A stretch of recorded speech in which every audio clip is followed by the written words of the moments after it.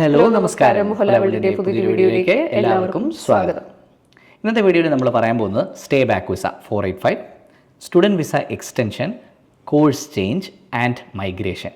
ഈ 4 ടോപ്പിക്കുകളെ പറ്റിയാണ് നമ്മൾ സംസാരിക്കുന്നത്. ഹോലാ വേൾഡ് കൊച്ചിയിൽ പുതിയതായിട്ട് ഓഫീസ് സ്റ്റാർട്ട് ചെയ്യുന്നു. ആ ഓഫീസിലേക്ക് നമ്മൾ ഈ ഓൺ ഷോർ സപ്പോർട്ട് തരാനായിട്ടുള്ള ആൾക്കാരെയാണ് ഹയർ ചെയ്യുന്നത്. അതായത് സ്റ്റുഡൻസ് ഇവിടെ വന്നതിന് ശേഷം, ഓസ്ട്രേലിയയിലാണ് ഞാൻ സ്പെസിഫിക്കായിട്ട് പറയുന്നത്, ഓസ്ട്രേലിയയിൽ വന്നതിന് ശേഷം വേണ്ട സപ്പോർട്ടുകൾ. ഒരു സ്റ്റുഡൻറ്റ് പഠിക്കാൻ വരുമ്പോൾ 6 മാസത്തിന് ശേഷം കോഴ്സ് ചേഞ്ച് ചെയ്യാൻ പറ്റും എന്നറിയാമോ? ഫോർ എക്സാമ്പിൾ, ഇംഗ്ലീഷിന് ആവശ്യത്തിന് സ്കോർ കിട്ടാത്ത ഒരാൾ നഴ്സിംഗ് പഠിക്കണമെന്ന് വേണ്ടി ശ്രമിക്കുക, പക്ഷേ കിട്ടുന്നില്ല. പക്ഷേ ആ കുട്ടി അവസാനം ചിലപ്പോൾ ഫുഡ് ടെക്നോളജി പഠിക്കാനായിട്ട് ഓസ്ട്രേലിയയിൽ കയറി വരും. വന്നതിന് ശേഷം ആളുടെ PTയുടെ സ്കോർ ക്ലിയർ ആവുന്നു എന്ന് കാണുമ്പോൾ 6 മാസത്തിന് ശേഷം ആ കുട്ടിക്ക് നഴ്സിംഗിലേക്ക് ഷിഫ്റ്റ് ചെയ്യാനുള്ള ഓപ്ഷൻ ഉണ്ട്. അതാണ് ഒന്ന്. അതുപോലെ തന്നെ നമ്മളിപ്പം പഠിക്കുന്ന കോഴ്സ് നിങ്ങളിവിടെ പഠിക്കാൻ വന്നു കഴിയുമ്പോഴാണ് നിങ്ങൾക്കത് പഠിക്കാൻ ഒട്ടും പറ്റുന്നില്ല എന്നുണ്ടെങ്കിൽ PR-ലേക്ക് ലീഡ് ചെയ്യുന്ന കുറച്ചുകൂടെ ഈസി ആയിട്ടുള്ള പ്രോഗ്രാംസ് ഇത് നിങ്ങൾക്ക് ഐഡൻറ്റിഫൈ ചെയ്യാൻ പറ്റിക്കഴിഞ്ഞാൽ അവിടേക്കും കോഴ്സ് ചേഞ്ച് ചെയ്യാനുള്ള ഓപ്ഷൻ ഉണ്ട്. അതും ഈ 6 മന്ത്സ് കംപ്ലീറ്റ് ചെയ്ത് കഴിഞ്ഞതിന് ശേഷം മാത്രം.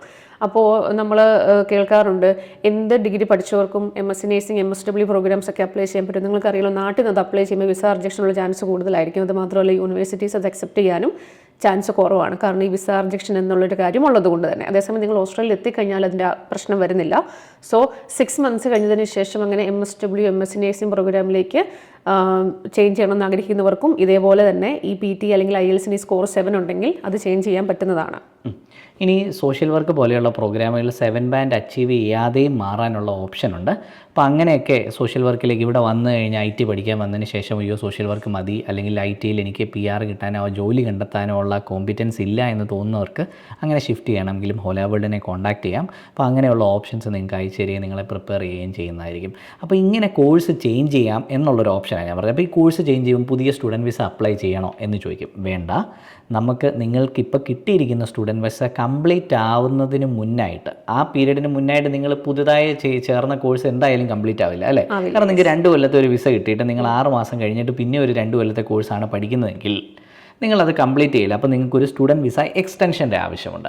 ഇനി അതല്ലാതെ സ്റ്റുഡൻറ്റ് വിസ എക്സ്റ്റൻഷൻ ആർക്കാണ് ആവശ്യമുള്ളത്? എന്തെങ്കിലും പേപ്പർ പോയി, നമ്മൾ ഫെയിൽഡായി പോയി, ആ കാരണം കൊണ്ട് നമ്മുടെ കോഴ്സ് എക്സ്റ്റെൻഡ് ആയി കഴിഞ്ഞാൽ അവിടെ നമുക്ക് നമ്മുടെ സ്റ്റുഡൻറ്റ് വിസ പീരീഡിനകത്ത് നമ്മുടെ പഠിത്തം തീരത്തില്ല. അപ്പോൾ അങ്ങനെയുള്ള കുട്ടികളും കോൺടാക്ട് ചെയ്യുന്നുണ്ട്. 10-20% പേർക്ക് ഒരു സബ്ജക്റ്റോ 2 സബ്ജക്റ്റോ ഒക്കെ പോകുന്നതും കാണാറുണ്ട്. അപ്പോൾ കുട്ടികൾ, ഞാൻ അതുകൊണ്ടാണ് പാർട്ട് ടൈമിൽ മാത്രം ശ്രദ്ധിക്കരുത്. പഠിത്തം ആണ് ഇമ്പോർട്ടൻ്റ്. അത് കഴിഞ്ഞ പാർട്ട് ടൈമും ഈക്വലി അല്ലെങ്കിൽ സെക്കൻഡ്ലി ഇമ്പോർട്ടൻ്റ് ആണ്. അപ്പോൾ നമ്മൾ ഒരുപാട് രൂപ പൈസ ഉണ്ടാക്കിയിട്ട് പാർട്ട് ടൈം ചെയ്തിട്ട് ഒരു സബ്ജക്റ്റ് പോയാൽ ആ $4,000 അല്ലെങ്കിൽ $5,000 നമ്മുടെ കയ്യിൽ നിന്ന് പോയി. ഉണ്ടാക്കിയ പൈസയാണ്, നിങ്ങൾ വെയിലത്ത് അധ്വാനിച്ച് ഉണ്ടാക്കിയ പൈസയാണ്. അപ്പോൾ അതൊന്ന് ആലോചിച്ച് വേണം പ്രയോറിറ്റൈസേഷൻ ചെയ്യാൻ. അപ്പോൾ അസൈൻമെൻറ്റുകൾക്കും പരീക്ഷകൾക്കും ഇമ്പോർട്ടൻസ് കൊടുക്കണം. നമുക്ക് തിരിച്ചു പോയിന്റിലേക്ക് വരാം. അതുപോലെ തന്നെ ChatGPT ഉപയോഗിച്ച് അല്ലെങ്കിൽ AI ഉപയോഗിച്ച്, സ്പിൻ ബോട്ട് ഉപയോഗിച്ച് പാരഫ്രൈസ് ചെയ്തിട്ട്, അല്ലെങ്കിൽ നിങ്ങൾ ഐഡിയാസ് കൊളിയൂഡ് ചെയ്തിട്ട്, അങ്ങനെ പല കാരണങ്ങൾ കൊണ്ട് അസൈൻമെൻറ്റുകൾ ഫെയിലാവുന്ന കുട്ടികളുമുണ്ട്. അപ്പോൾ അങ്ങനെ ഫെയിലായവർക്കും നമ്മളെ കോൺടാക്റ്റ് ചെയ്യാം. അതിൽ നിന്ന് നിങ്ങളെ വലിയ പീനലൈസേഷൻ ലഭിക്കാതെ യൂണിവേഴ്സിറ്റിയിൽ നിന്ന് എങ്ങനെ ഊരിപ്പോരാം എന്നുള്ള സപ്പോർട്ട് നമ്മൾ ഹോലാ വേൾഡ് സ്റ്റുഡൻസിന് കൊടുക്കാറുണ്ട്. അപ്പം ഇനി അതർ ഏജൻസി സ്റ്റുഡൻസ് ആണെങ്കിൽ പോലും നമ്മളോട് ചോദിച്ചോ, ഞങ്ങൾക്ക് അറിയാവുന്ന പോലെ നിങ്ങളെ സപ്പോർട്ട് ചെയ്യാം. പെയ്ഡ് കൺസൾട്ടേഷൻ ആയിരിക്കും പലപ്പോഴും ഒരുപാട് സമയം ആവശ്യമെങ്കിൽ, പക്ഷേ ചെറിയ ഒരു ഡയറക്ഷൻ ആണെങ്കിൽ ഞങ്ങളത് ഫ്രീ ആയിട്ട് ചെയ്യാറുണ്ട്. ഓക്കെ, നമുക്ക് തിരിച്ച്, അപ്പോൾ ഈ ഒരു പോയിന്റിൽ ഫെയിലായി കഴിഞ്ഞാൽ പറഞ്ഞ പീരീഡിൽ കോഴ്സ് തീരത്തില്ല, അപ്പോഴും കോഴ്സ് എക്സ്റ്റെൻഡ് ചെയ്യേണ്ടി വരും. അപ്പോൾ കോഴ്സ് എക്സ്റ്റെൻഡ് ചെയ്യേണ്ടി വരുന്ന 2 രീതിയിലുള്ള ആൾക്കാരുണ്ട്. ഒന്ന് ഫെയിലിയർ, കോഴ്സ് ചേഞ്ച് ചെയ്യുന്ന ആൾക്കാർ. ഓക്കെ. ഇനി അതുപോലെ ഈ ബാച്ചിലേഴ്സ് പഠിക്കാൻ വന്നു കഴിഞ്ഞതിന് ശേഷം മാസ്റ്റേഴ്സ് ഡയറക്റ്റ് അപ്ലൈ ചെയ്യുന്ന കുട്ടികളുണ്ടാവും, ഈ സ്റ്റേ ബാക്കിന് അപ്ലൈ ചെയ്യാണ്ട്. ആ കേസിൽ നമുക്ക് സ്റ്റുഡൻറ്റ് വിസ എക്സ്റ്റൻഷൻ അപ്ലൈ ചെയ്യേണ്ടതായിട്ട് വരും. അന്നേരം നമ്മൾ പുതിയ സ്റ്റുഡൻറ്റ് വിസ അപ്ലൈ ചെയ്യും. അതെ, അപ്പോൾ സ്റ്റുഡൻറ്റ് വിസ സബ് ക്ലാസ് 500. ഈ സബ് ക്ലാസ് 500-ന് നിങ്ങൾ ആദ്യം അയക്കുന്ന പോലെ തന്നെ $2,000. അപ്പോൾ സ്റ്റുഡൻറ്റ് വിസ എക്സ്റ്റൻഷൻ ആയാലും $2,000 സർക്കാരിന് കൊടുക്കേണ്ട ഫീസ് എന്ന് ഓർക്കുക. പിന്നെ ഇതിന് വേണ്ട റിക്വയർമെന്റ്സ് ഒന്ന് ക്വിക്കായിട്ട് പറയാം. സ്റ്റുഡൻറ്റ് വിസ എക്സ്റ്റൻഷൻ അല്ലെങ്കിൽ സ്റ്റുഡൻറ്റ് വിസ അപ്ലൈ ചെയ്യാൻ മെഡിക്കൽ വേണ്ടി വരും. ലാസ്റ്റ് 12 മന്ത്സിനുള്ളിൽ നിങ്ങൾ മെഡിക്കൽ കംപ്ലീറ്റ് ചെയ്തിട്ടില്ല എന്നുണ്ടെങ്കിൽ വീണ്ടും മെഡിക്കൽ എടുക്കേണ്ടതായിട്ട് വരും. ഓസ്ട്രേലിയ തന്നെ എടുക്കാൻ പറ്റും. ഇനി അതുപോലെ തന്നെ ലാസ്റ്റ് 24 മന്ത്സിനുള്ളിൽ നിങ്ങൾ ഇംഗ്ലീഷ് ടെസ്റ്റ് ക്ലിയർ ആയിട്ടുണ്ടോ എന്നുള്ളൊരു ക്വസ്റ്റ്യൻ ഉണ്ട്. അതിൻ്റെ ഒപ്പം തന്നെ നെക്സ്റ്റ് ക്വസ്റ്റ്യൻ ആയിട്ട് വരുന്നതാണ് ഈ ലാസ്റ്റ് 5 ഇയേഴ്സിന് എടുത്ത് പറഞ്ഞില്ല, പക്ഷേ അതിൻ്റെ ഡെഫിനേഷൻ അങ്ങനെയാണ് വരുന്നത്. 5 ഇയേഴ്സിൽ ഇംഗ്ലീഷ് സ്പീക്കിംഗ് ആയിട്ടുള്ള ഒരു കൺട്രിയിൽ നിന്നുകൊണ്ട് നമ്മൾ ഒരു സബ്സ്റ്റാൻഷ്യൽ കോമ്പണൻറ്റ് ഓഫ് ആ സ്റ്റഡീസ് കംപ്ലീറ്റ് ചെയ്തിട്ടുണ്ടോ എന്നുള്ളത്. അപ്പോൾ അത് കുട്ടികൾക്കുള്ളൊരു സംശയമാണ്. നമ്മൾ ഓസ്ട്രേലിയയിൽ നിന്ന് പഠിക്കുമ്പോൾ ഒബിയസ്ലി അതൊരു ഇംഗ്ലീഷ് സ്പീക്കിംഗ് കൺട്രിയാണ്, ഇംഗ്ലീഷിലാണ് നമ്മൾ പഠിക്കുന്നതും. സോ ഈ ഒരു ക്വസ്റ്റിൻ്റെ ആൻസർ എസ് ആയിട്ടല്ലേ വരുന്നതെന്നുള്ളത്. അതിൽ 2 രീതിയിൽ വരാം. എസ് കൊടുത്ത് പോയി കഴിഞ്ഞാൽ ചിലപ്പോൾ നമ്മൾ കേസ് ഓഫീസറിനെ ഡിപ്പെൻഡ് ചെയ്തിരിക്കും, ചിലപ്പോൾ അത് ക്ലിയറായി കയറി പോയേക്കാം. ചില കേസിൽ അവിടെ റിജക്ഷൻ വരുന്നുണ്ട്. കാരണം നമ്മളുടെ അടുത്ത് വായിച്ചു, അതിങ്ങനെ മൈഗ്രേഷൻ്റെ ഡെഫിനേഷനിൽ വരുമ്പോൾ നമ്മളൊരു ഇംഗ്ലീഷ് സ്പീക്കിംഗ് കൺട്രിയിൽ, ഓസ്ട്രേലിയയിൽ പോലെ കൺട്രിയിൽ ഒരു കോഴ്സ് അത് ഫുള്ളി കംപ്ലീറ്റ് ചെയ്തിട്ടുണ്ടെങ്കിൽ മാത്രമേ ഈ സബ്സ്റ്റാൻഷ്യലായിട്ട് കരുതുള്ളൂ. അപ്പോൾ ഇതുകൊണ്ടായിരിക്കാം വിവരമില്ലാത്ത കേസ് ഓഫീസേഴ്സ് റിജക്ട് ചെയ്യുന്ന കുട്ടികളുടെ പ്രൊഫൈൽ. അപ്പോൾ അതിൽ നോ കൊടുത്തു കഴിഞ്ഞാൽ, അല്ലെങ്കിൽ അത് സബ്സ്റ്റാൻഷ്യൽ കോഴ്സായിട്ട് അവർ കാണുകയല്ല. നിങ്ങളൊരു കോഴ്സിൻ്റെ 50% കംപ്ലീറ്റ് ചെയ്ത് കഴിഞ്ഞാൽ സബ്സ്റ്റാൻഷ്യൽ കോഴ്സ് ആണ് എന്ന് നമ്മൾ ധരിക്കുമ്പോൾ കേസ് ഓഫീസറിന് അതിനെ ഇൻ്റർപ്രറ്റ് ചെയ്യുന്നത് അങ്ങനെയല്ല എന്ന് ഇൻ്റർപ്രറ്റ് ചെയ്യാം. പ്രശ്നമുണ്ട്. അത് ആ മൈഗ്രേഷൻ ലോ എഴുതിയേക്കുന്ന ഡെഫിനിഷൻ കേസ് ഓഫീസർമാർ മനസ്സിലാക്കുന്നതിലുള്ള വീഴ്ച അവർ ഇന്റർപ്രറ്റ് ചെയ്യുന്നതിനനുസരിച്ചിരിക്കും. കാരണം അത് ചില മൈഗ്രേഷൻ ഏജൻസ് പറയുന്നുണ്ട് അത് ഇവിടെ ഓസ്ട്രേലിയയിൽ പഠിച്ചതും കൗണ്ട് ചെയ്യും. അങ്ങനെയുള്ളവരുടെ കേസ് ഗ്രാൻഡ് കിട്ടി പോയിട്ടുണ്ട്, റിജക്ഷൻ വന്നിട്ടുണ്ട്. അത് 50-50. അപ്പം നമ്മളെപ്പോഴും ടോസ് ഇട്ട് നോക്കുന്ന പരിപാടിക്ക് അഗെയിൻസ്റ്റ് ആണ് നമ്മൾ. കാരണം അങ്ങനെ ഒരു സംഭവം വന്നു കഴിഞ്ഞാൽ, ഇപ്പോൾ എന്നെ ഒരു പ്രമുഖമായ മൈഗ്രേഷൻ കൺസൾട്ടൻസി, മലയാളികളുടെ തന്നെ ഒരു കുട്ടി എന്നെ നിരന്തരം കോൺടാക്ട് ചെയ്തുകൊണ്ടിരിക്കുക. എന്താ സംഭവിച്ചതെന്ന് വെച്ച് കഴിഞ്ഞാൽ, ഈ സബ്സ്റ്റാൻഷ്യൽ കമ്പോണൻറ്റ് യെസ് കൊടുത്തു, ഇംഗ്ലീഷ് ടെസ്റ്റ് എഴുതണ്ട എന്നൊക്കെ പറഞ്ഞാൽ കൊച്ചിനെ ആശ്വാസം നൽകി. സ്വിൻബേൺ യൂണിവേഴ്സിറ്റി പഠിക്കുന്ന കുട്ടിയാണ്. എന്നിട്ട് ഇങ്ങനെ വെച്ച് അപ്ലൈ ചെയ്ത് റിജക്ഷൻ കിട്ടിക്കഴിഞ്ഞപ്പോൾ എന്താ സംഭവിച്ചത്? ആൾക്ക് റിജക്ഷൻ കിട്ടിയപ്പോഴത്തേക്ക് ആ കുട്ടിയുടെ കോഴ്സ് കംപ്ലീറ്റ് ആയി. പുള്ളിയുടെ സ്റ്റുഡൻറ് വിസ എക്സ്റ്റൻഷൻ കഴിഞ്ഞിട്ടാണ് റിജക്ഷൻ വന്നത്. അപ്പോൾ ഈ സമയത്ത് പുള്ളിക്ക് അപ്പീലിന് കൊടുക്കണമെങ്കിൽ ട്രൈബ്യൂണലിൽ പോകണമെങ്കിൽ ഫീസ് $8,000 അടുത്തായിട്ട് വരും. ടോട്ടൽ പാക്കേജ് ഒരു മൈഗ്രേഷൻ ഏജന്റ്. അപ്പോൾ ആ കുട്ടിക്ക് ആദ്യത്തെ മൈഗ്രേഷൻ ഏജന്റിന്റെ വിശ്വാസം നഷ്ടപ്പെട്ടു. അപ്പോൾ അവർ ഈ കുട്ടിക്ക് റീഫണ്ട് ചെയ്ത പൈസയും കൊണ്ട് വേറൊരു മൈഗ്രേഷൻ ഏജന്റ് അടുത്ത് പോവാണ്. പക്ഷേ ഇവിടെ ട്രൈബ്യൂണലിൽ വെച്ചു. അപ്പോൾ ഇപ്പോഴത്തെ കേസ് വെച്ച് ശരിക്കും പറഞ്ഞ കുട്ടിക്ക് ഇപ്പോൾ 485 അപ്ലൈ ചെയ്യേണ്ട സമയമാണ്. പക്ഷേ ഇപ്പോൾ അപ്ലൈ ചെയ്യാൻ പറ്റില്ല, കാരണം ഈ കേസ് ജയിച്ചു കഴിഞ്ഞാലേ അപ്ലൈ ചെയ്യാൻ പറ്റില്ല. ഇനി അതിനകത്തൊരു കോംപ്ലിക്കേഷൻ ഉണ്ട്. 6 മാസത്തിനകത്ത് ഈ കേസ് ജയിച്ച് റിസൾട്ട് വന്നില്ല എന്നുണ്ടെങ്കിൽ ആൾക്ക് 485 വിസ അപ്ലൈ ചെയ്യാൻ പറ്റത്തില്ല. 485 എന്ന് പറഞ്ഞാൽ സ്റ്റേ ബാക്ക് വിസ അപ്ലൈ ചെയ്യാൻ ഒരു കണ്ടീഷനുണ്ട്. പഠിച്ചു കഴിഞ്ഞാൽ 6 മാസത്തിനകത്ത് സ്റ്റേ ബാക്ക് വിസ അപ്ലൈ ചെയ്യണമെന്നുണ്ട്. അപ്പോൾ ഇത് വീണ്ടും ഒരു കോംപ്ലിക്കേഷനാണ്. പക്ഷേ ഇതിനൊക്കെ ഒരു സൊല്യൂഷൻ കാണും. പക്ഷേ ചിലപ്പോൾ അങ്ങ് ഫെഡറൽ കോർട്ട് വരെ പോകേണ്ടി വന്നാലോ, നമ്മൾ പഠിച്ചു കഴിഞ്ഞ് ജോലിക്ക് പോകേണ്ട സമയത്ത് നമ്മൾ ഈ കുട്ടിയുടെ അവസ്ഥ ആലോചിക്കുമ്പോൾ വിഷമം വരും.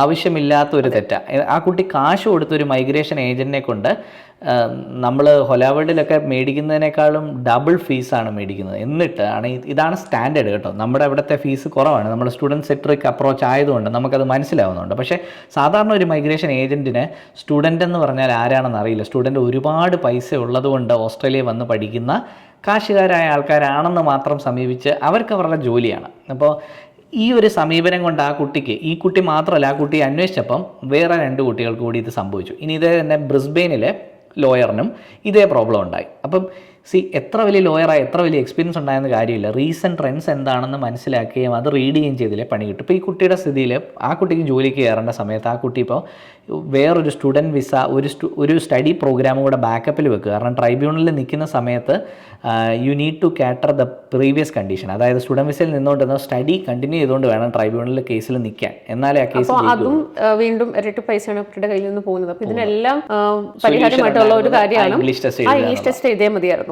ഒരു $300 കാര്യമുള്ളൂ. നിങ്ങൾക്ക് കൺഫ്യൂഷൻ ഉണ്ടെങ്കിൽ പഴയ പോലെയല്ല. സ്റ്റേ ബാക്ക് ഒക്കെ ഞാനൊക്കെ എൻ്റെ സ്വന്തമായിട്ടാണ് ചെയ്തത്. പഠിച്ചു കഴിഞ്ഞിട്ട് എൻ്റെ കൂട്ടുകാരുടെ ഒക്കെ ഞാൻ ചെയ്തിട്ടുണ്ട്. പക്ഷേ അന്നത്തെ ഒരു പോളിസി നമ്മൾ അങ്ങനെ ചെയ്തിട്ട് എന്തെങ്കിലും റോങ് ആയിരുന്നെങ്കിൽ S57 ഫോം, അതായത് അഡീഷണൽ ഇൻഫർമേഷൻ അവർ റിക്വസ്റ്റ് ചെയ്യുക. എക്സാമ്പിൾ നിങ്ങൾ PT-യുടെ സ്കോർ സബ്മിറ്റ് ആക്കിയിട്ടില്ല, അത് ചോദിച്ചുകൊണ്ട് അത് വിത്തിൻ 30 ഡേയ്സ് 28 വർക്കിംഗ് ഡേയ്സിനുള്ളിൽ ഇത് സബ്മിറ്റ് ചെയ്യാൻ പറഞ്ഞ് S57 നേരത്തെ ഇഷ്യൂ ചെയ്യുമായിരുന്നു.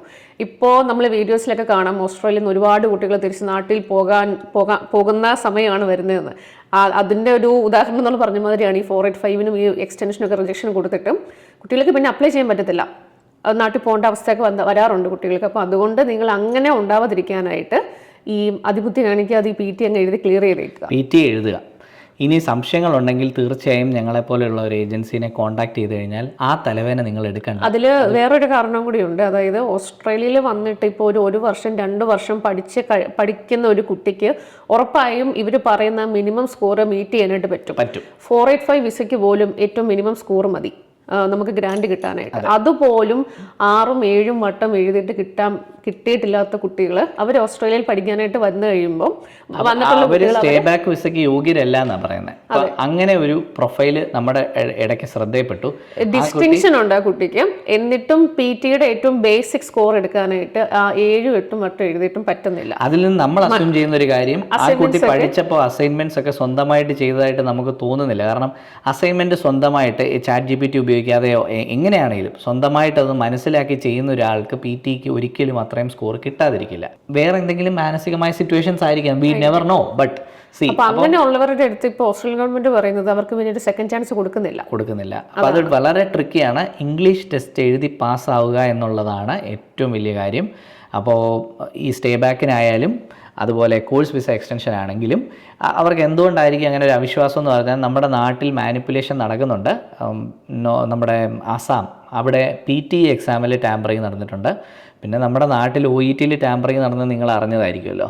അപ്പോൾ ഇങ്ങനെ പ്രശ്നങ്ങൾ അവിടെ ഇവിടെയും IELTS-നും നോർത്തിൽ പ്രശ്നങ്ങളുണ്ട്. അപ്പം ഇങ്ങനെ എന്തെങ്കിലും ആണോ എന്നുള്ള പേടി കൊണ്ടാണ് അവർ 1 year old ഇംഗ്ലീഷ് ടെസ്റ്റ് എന്നുള്ള ഒരു 2 year old ഇംഗ്ലീഷ് ടെസ്റ്റ് എന്നുള്ള ആവശ്യം സ്റ്റുഡൻറ്റ് വിസയ്ക്കും 485 വിസയ്ക്ക് 1 year old. അപ്പം നിങ്ങൾക്ക് രണ്ടും കൂടെ കേറ്റർ ചെയ്യേണ്ട ഒരു അവസ്ഥയിലാണെങ്കിൽ നിങ്ങൾ അതും കൂടെ പ്ലാൻ ചെയ്ത് വേണം ഇംഗ്ലീഷ് ടെസ്റ്റിന്റെ ഡേറ്റ് എടുക്കാൻ. ഉദാഹരണത്തിന് നിങ്ങൾക്ക് ഇപ്പോൾ ഒരു ഒറ്റ സെമസ്റ്റർ കൂടെ മാത്രം എക്സ്റ്റെൻഡ് ചെയ്താൽ മതി എന്നുള്ളൊരു കേസിലാണെന്നുണ്ടെങ്കിൽ നിങ്ങൾക്ക് ഒറ്റ PT എഴുതിയാൽ മതിയാവും. അത് നമുക്ക് 485 യൂസ് ചെയ്യാം.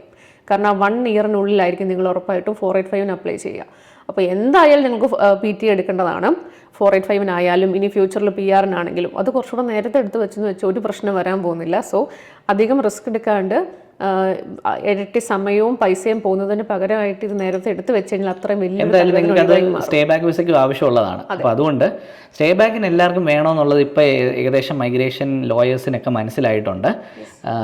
മറ്റേ സ്റ്റുഡൻറ്റ് വിസ എക്സ്റ്റൻഷനിലാണ് ഇപ്പോഴും തെറ്റുകൾ വരുത്തിക്കൊണ്ടിരിക്കുന്നത്. അപ്പം ഇത്രേ ഉള്ളൂ. നമ്മുടെ സ്റ്റുഡൻറ്റ് വിസ എക്സ്റ്റൻഷൻ്റെ കാര്യം പറഞ്ഞു, നമ്മൾ സ്റ്റേ ബാക്ക് വിസയുടെ കാര്യം പറഞ്ഞു. ഇനി നമുക്ക് പറയാനുള്ളത് മൈഗ്രേഷൻ്റെ കാര്യമാണ് അല്ലേ? അതിൻ്റെ മുന്നേയായിട്ട് കോഴ്സ് ചേഞ്ചിൻ്റെ കാര്യം നമ്മൾ ആദ്യം പറഞ്ഞിട്ടുണ്ടായിരുന്നു. അപ്പോൾ നമ്മളെപ്പോഴും പറഞ്ഞ പോലെ നിങ്ങൾക്ക് സെയിം ലെവൽ, നിങ്ങൾ പഠിക്കുന്നത് ഏതാണോ അതേ സെയിം ലെവലിലേക്ക് തന്നെ മാറാനായിട്ട് സാധിക്കുകയുള്ളൂ. അതായത് മാസ്റ്റേഴ്സ് പഠിക്കാൻ വരുന്നൊരു കുട്ടിക്ക് ഒരു കാരണവശാലും ഒരു ഗ്രാജുവേറ്റ് ഡിപ്ലോമയിലേക്ക്, ഗ്രാജുവേറ്റ് സർട്ടിഫിക്കറ്റിലേക്ക് മാറാൻ പറ്റത്തില്ല. പക്ഷേ കുറച്ച് കേസുകൾ ഒരു സൊല്യൂഷൻ ഉണ്ട്, പാക്കേജ്ഡ് പ്രോഗ്രാമായിട്ട്. അപ്പോൾ ഒരു ഗ്രാജുവേറ്റ് ഡിപ്ലോമ പഠിച്ചിട്ട് വീണ്ടും മാസ്റ്റേഴ്സ് ലെവലിലേക്ക് വരുന്ന പോലെ. ഉദാഹരണം പറയാം, ഇപ്പം നമ്മളൊരു BBA കഴിഞ്ഞൊരു കുട്ടിയാണ്, ഇപ്പോൾ ഓസ്ട്രേലിയയിൽ പഠിക്കാൻ വന്നിരിക്കുന്ന ഒരു IT പ്രോഗ്രാമിനെ പഠിക്കാൻ വന്നിരിക്കുന്നത്, ആൾക്കതിന് താല്പര്യമില്ല, സോഷ്യൽ വർക്കിലേക്ക് മാറണം. അങ്ങനെയുള്ള കേസിൽ ഓസ്ട്രേലിയയിലെ ചില യൂണിവേഴ്സിറ്റീസ് നമുക്ക് പ്രീവിയസ് എക്സ്പീരിയൻസോ അല്ലെങ്കിൽ പ്രീവിയസ് ബിഹേവിയറൽ സയൻസിലുള്ള സബ്ജക്ട്സ് പഠിച്ചിട്ടോ ഇല്ലാത്തത് കൊണ്ട് graduate certificate in community service അല്ലെങ്കിൽ ബിഹേവിയറൽ സയൻസ് പഠിച്ചു കഴിഞ്ഞതിന് ശേഷം പ്ലസ് MSW എന്ന് പറഞ്ഞ് പാക്കേജ്ഡ് ഓഫർ ലെറ്റർ കൊടുക്കാറുണ്ട്. അപ്പോൾ നമ്മുടെ ഓഫർ ലെറ്ററിൽ ഗ്രാജുവേറ്റ് സർട്ടിഫിക്കറ്റ് പ്ലസ് മാസ്റ്റേഴ്സ് ആയിരിക്കും. ഈ ഒരു കേസിൽ ഇത് പ്രശ്നമില്ല. കാരണം നമ്മളിനി ഫ്യൂച്ചറിൽ സ്റ്റുഡൻറ്റ് വിസ എക്സ്റ്റൻഷൻ അപ്ലൈ ചെയ്യുന്ന സമയത്ത് നമ്മൾ ഈ മാസ്റ്റേഴ്സ് ആയിരിക്കും പഠിച്ചുകൊണ്ടിരിക്കുന്നത്. കാരണം ഈ ഗ്രാജുവേറ്റ് സർട്ടിഫിക്കറ്റ് 6 months വരുന്നുള്ളൂ. അപ്പോൾ ഈ 6 months പഠിച്ചു കഴിഞ്ഞാലല്ലേ നമുക്ക് മാസ്റ്റേഴ്സിലേക്ക് കയറാൻ പറ്റത്തില്ല, അല്ലെങ്കിൽ നമുക്ക് സ്റ്റുഡൻറ്റ് വിസ എക്സ്റ്റൻഷൻ കൊടുക്കാൻ പറ്റത്തുള്ളൂ. സോ ഈ കേസിൽ കുഴപ്പമില്ല. അതല്ലാണ്ട് ഒരു single program graduate certificate, graduate ഡിപ്ലോമയോ അല്ലെങ്കിൽ ഡിപ്ലോമ ബാച്ചിലേഴ്സോ അങ്ങനെയൊന്നും എടുക്കാൻ പറ്റില്ല മാസ്റ്റേഴ്സ് പഠിക്കുന്ന ഒരു കുട്ടിക്ക്. സെയിം തന്നെയാണ് ബാച്ചിലേഴ്സ് പഠിക്കുന്ന ആൾക്കും ഡിപ്ലോമയിലേക്കോ സർട്ടിഫിക്കറ്റ് പ്രോഗ്രാമിലേക്കോ ഇതുപോലെ ഒരു സിംഗിൾ പ്രോഗ്രാമിലേക്ക് മാറാൻ പറ്റത്തില്ല. ഓക്കെ, ഇനി നമ്മുടെ ഫൈനൽ തിങ് മൈഗ്രേഷൻ. അപ്പോൾ മൈഗ്രേഷൻ നമ്മൾ സ്റ്റാർട്ട് ചെയ്യാണ്. കൊച്ചിയിലെ നമ്മുടെ ഓഫീസിൽ 14 പുതിയ ആൾക്കാരാണ് ജോയിൻ ചെയ്യുന്നത്. എല്ലാവരും ഓസ്ട്രേലിയ മൈഗ്രേഷൻ സപ്പോർട്ട് ചെയ്യാൻ വേണ്ടിയാണ്, നമ്മുടെ സ്റ്റുഡൻസിനെയും നമ്മുടെ എൻ്റെ ഓസ്ട്രേലിയ സ്റ്റുഡൻസ് കമ്മ്യൂണിറ്റിയിലുള്ളവർക്കും വേണ്ടിയാണ്. അപ്പോൾ അതിൻ്റെ കാര്യം എന്താണെന്ന് വെച്ച് കഴിഞ്ഞാൽ, നമ്മൾ ഇവിടെ നിന്ന് 3+ മൈഗ്രേഷൻ ഏജൻസിൻ്റെ ഡയറക്ഷനിലാണ് നമ്മളിത് വർക്ക് ചെയ്യാൻ പോകുന്നത്. The ultimate aim is to help our students in Australia, Malayali students in Australia. അതാണ് നമ്മളുടെ എഗ്രിമെൻറ്റ്. മലയാളി സ്റ്റുഡൻസിനെ ഹെൽപ്പ് ചെയ്യാനായിട്ട് നല്ലൊരു സർവീസ് സ്റ്റുഡൻറ്റ് സെൻട്രിക്കായിട്ട് ഇവിടെ ഓസ്ട്രേലിയയിൽ ഇല്ല. അപ്പം ആ ഒരു പോയിന്റിലാണ് ഹോല വേൾഡ് നിങ്ങളെ ഏറ്റവും നല്ലൊരു ഏജൻസിയായിട്ട് മാറാൻ പോകുന്നത്. നിങ്ങളുടെ കാര്യങ്ങളിൽ 100% ആക്യുറസിയോടെ സ്റ്റുഡൻറ്റ് വിസയ്ക്ക് നമുക്കുള്ള വിസ സക്സസ് വേറെ ആർക്കും അവകാശപ്പെടാനില്ല എന്നുള്ള കാര്യം ഓർക്കണം. അതേ കണിശതയോടെ നമ്മൾ മൈഗ്രേഷനും ചെയ്യാണ് ഫുൾ ഫ്ലെഡ്ജായിട്ട്. അപ്പോൾ ഇതിന് വേണ്ടത് നിങ്ങൾ ഫോം ഫില്ല് ചെയ്താൽ മാത്രം മതി. മൈഗ്രേഷൻ്റെ ഫോം ഇപ്പോൾ നിങ്ങൾ പഠിച്ചുകൊണ്ടിരിക്കുന്ന കുട്ടികളാണെങ്കിലും ഫില്ല് ചെയ്തോളൂ. നിങ്ങളുടെ കേസ് ഞങ്ങൾ പ്രൊഫൈലായിട്ട് ക്രിയേറ്റ് ചെയ്ത് നിങ്ങളുടെ പാത്വേ എന്താണെന്ന് ഞങ്ങൾ നിങ്ങൾക്ക് പറഞ്ഞുതരും. ഇത് നിങ്ങൾക്ക് തരുന്ന ഒരു ആശ്വാസം വളരെ വലുതാണ്. ഇനി പഠിച്ചതിന് ശേഷം നിൽക്കുന്നവർ, സ്റ്റേ ബാക്ക് വിസയ്ക്കൊക്കെ അപ്ലൈ ചെയ്യുന്നവർ ഓൾറെഡി മൈഗ്രേഷൻ പ്രൊഫൈൽസ് ഞങ്ങൾ വഴി ഓപ്പൺ ചെയ്തിട്ടുണ്ട്. അപ്പോൾ അങ്ങനെ ചെയ്യാനുള്ള ഓപ്ഷനും ഉണ്ട്. അപ്പോൾ നമ്മുടെ മൈഗ്രേഷൻ ഏജൻസുമായിട്ടുള്ള മീറ്റിംഗ് നിങ്ങൾക്ക് സെറ്റപ്പ് ചെയ്ത് തരും. അപ്പോൾ ഇതിനകത്ത് ഈ മൈഗ്രേഷനകത്ത് 3 സ്റ്റെപ്സ് ആണുള്ളത്. 1 skill assessment, 2 expression of interest load ചെയ്യുക, 3 PR-ൻ്റെ പേപ്പർ വർക്ക് ലോഡ് ചെയ്യുക. അപ്പോൾ ഇതിനകത്ത് ഫസ്റ്റ് സ്റ്റെപ്പാണ് സ്കിൽ അസസ്മെന്റ്. ഇതില്ലാണ്ട് നമുക്ക് എക്സ്പ്രഷൻ ഓഫ് ഇൻട്രസ്റ്റ് ഇടാൻ പറ്റത്തില്ല. അപ്പോൾ ആ സ്കിൽ അസസ്മെൻറ്റ് സ്റ്റേജിൽ തന്നെ നിങ്ങൾക്ക് ഒത്തിരി ഡൗട്ടുകൾ കാണും. അതാണ് ഏറ്റവും ഡിഫറൻ്റ് ആയിട്ട്. ഇപ്പോൾ ഒരു മൈഗ്രേഷൻ ഏജൻറ്റിൻ്റെ മാത്രം ഒപ്പീനിയൻ എടുത്തിട്ടല്ല സ്കിൽ അസസ്മെൻറ്റ് ചെയ്യേണ്ടത്. എൻ്റെ പ്രീവിയസ് അനുഭവങ്ങൾ കൊണ്ട് പറയുകയാണ് കേട്ടോ. അപ്പോൾ അങ്ങനെ നമുക്ക് കൺസൾട്ടേഷൻ ടോപ്പ് ആൾക്കാരുടെ കയ്യിൽ നിന്ന് കൺസൾട്ടേഷൻ എടുക്കണം. ഈ ടോപ്പ് ആൾക്കാരുടെ കയ്യിൽ നിന്ന് നിങ്ങൾ കൺസൾട്ടേഷൻ എടുക്കാൻ പോകുമ്പോൾ നിങ്ങളുടെ ഫീസ് എന്ന് പറഞ്ഞാൽ ഭയങ്കര വലുതാണ്. $5,000 $8,000 ഒക്കെയാണ്. പക്ഷേ നമ്മൾ അവരുടെ ഒരു സമയം മാത്രം ബുക്ക് ചെയ്യുന്നൊരു സംവിധാനമാണ് ഉണ്ടാക്കുന്നത്. അങ്ങനെ വരുന്ന വഴി നിങ്ങൾക്ക് മൾട്ടിപ്പിൾ ഏജൻസിൻ്റെ ഇൻഫർമേഷൻ എടുക്കാം. നമ്മളുടെ കൺസൾട്ടൻ്റ് ഷാഡോ ചെയ്യുകയും ചെയ്യും. നമ്മുടെ ഇന്ത്യയിലിരിക്കുന്ന ഓഫീസർ നിങ്ങൾക്ക് വേണ്ടി ഷാഡോ ചെയ്ത് വർക്ക് ചെയ്യുകയും ചെയ്യും. ഈ മൈഗ്രേഷൻ ഏജൻസുമായിട്ടുള്ള മീറ്റിങ്ങിൽ ഇവർ നിങ്ങളുടെ ഒപ്പം ഉണ്ടാവും. അപ്പോൾ അങ്ങനെ നിങ്ങളെ എഡ്യൂക്കേറ്റ് ചെയ്ത നല്ലൊരു പ്ലാൻ നിങ്ങൾക്ക് ചാർട്ട് ചെയ്ത് തരും. എന്നിട്ടാണ് നമ്മളുടെ നെക്സ്റ്റ് സ്റ്റെപ്പ് പോകുന്നത്. ഇതൊക്കെ വളരെ ഫാസ്റ്റായിട്ട് വർക്ക് ചെയ്യുന്നൊരു കാര്യമായിരിക്കും. അപ്പോൾ സ്കിൽ അസസ്മെൻറ്റ് ഈ സ്റ്റെപ്പ് വളരെ ഇമ്പോർട്ടൻ്റ് ആണ്. അപ്പോൾ ഓരോരുത്തർക്കും പല രീതിയിൽ സ്കിൽ അസസ്മെൻറ്റ് ചെയ്യാം. മൾട്ടി സ്കിൽഡ് ആവാൻ പറ്റും. ഇതൊക്കെ ഇങ്ങനെ ഒരുപാട് ഡൗട്ട്സ് ഉണ്ട് ആ ഏരിയയിൽ. അതുകൊണ്ടാണ് എല്ലാവരും മൈഗ്രേഷൻ കൺസൾട്ടൻസിൻ്റെ ഹെൽപ്പ് ഈ ഒരു കാര്യത്തിൽ എടുക്കുന്നത്. അപ്പം അവർക്ക് നിങ്ങൾക്ക് സാധാരണ രീതിയിൽ നിങ്ങൾ അപ്ലൈ ചെയ്ത് എടുക്കാൻ പോകുന്ന ഒരു PR ചിലപ്പോൾ ഒരു 6 മാസം മുന്നേ മേടിച്ച് തരാൻ പറ്റും. കാരണം പല വിസ കാറ്റഗറികളുണ്ട്. 189 എന്ന് പറഞ്ഞ ക്ലാസ് ഉണ്ട്, 190 എന്ന് പറഞ്ഞ സ്റ്റേറ്റ് നോമിനേറ്റഡ് ക്ലാസ് ഉണ്ട്, 491 എന്ന് പറഞ്ഞ റീജിയണൽ ഏരിയ ക്ലാസ് ഉണ്ട്. ഇനി റീജിയണൽ ഏരിയയിലെ എംപ്ലോയേഴ്സിനെ നോമിനേറ്റ് ചെയ്യുന്ന 494 ഉണ്ട്, 186 എന്ന് പറഞ്ഞ എംപ്ലോയർ നോമിനേഷൻ സ്കീമുണ്ട്, പിന്നെ 482 വിസയുണ്ട്. അപ്പോൾ ഇങ്ങനെ പല വിസകളുണ്ട്. ഇതിനൊക്കെ എല്ലാം നിങ്ങൾ പഠിക്കാൻ പോയി കഴിഞ്ഞാൽ ഒരുപാട് സമയം എടുക്കും. You can figure it out.